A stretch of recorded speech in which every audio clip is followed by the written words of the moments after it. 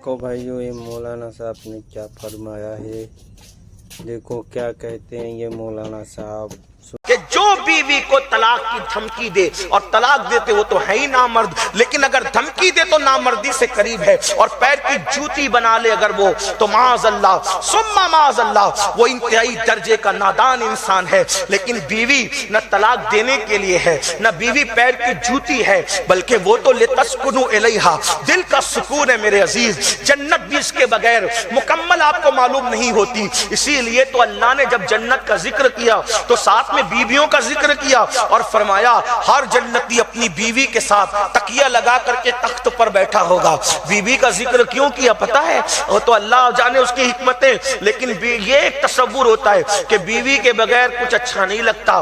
اللہ اکبر، جن کی بیویاں انتقال کر گئی جا کے ان سے پوچھو، جو یہ سوچتے تھے نا کہ بیمار پڑی رہتی ہے مرتی بھی نہیں، تو مرنے کے بعد ان کو احساس ہوتا ہے کہ بیوی کیا تھی۔ اس لیے میرے عزیز یاد رکھنا، قدر نعمت بعد زوال، اپنی عورتوں کی قدر کرنا سیکھو۔ لیکن کچھ ایسے بھی نادان میرے بھائی ہیں جنہوں نے عورتوں کو سر کا تاج بنا لیا، ان کے بغیر تھوکتے بھی نہیں ہیں، ماں باپ کو چھوڑ دیا، بھائیوں کو چھوڑ دیا، معاشرہ چھوڑ دیا، انہی کو سر پہ لے لے کے گھومتے، وہ بھی نادان ہے۔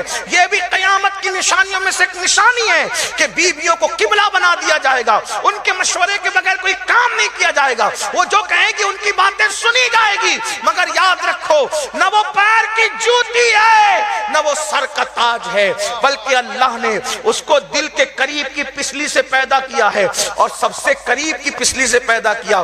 اس لیے عورت دل میں رکھنے کی چیز ہے۔ میں کہتا ہوں سر پہ رکھنے میں بھی وہ مزہ نہیں ہے، نہ پیر میں رکھنے میں وہ مزہ ہے جو دل میں رکھنے میں مزہ ہے۔ ارے نادان سن لو تو صحیح، میرے آقا نے عورتوں سے کتنی اپنی ازواج پاک سے کتنی محبت فرمائی، کتنا پیار فرمایا۔ اللہ اکبر، میرے آقا علیہ السلام کا وصال ہوا نا، وصال تکیے پہ نہیں ہوا، بستر پہ نہیں ہوا۔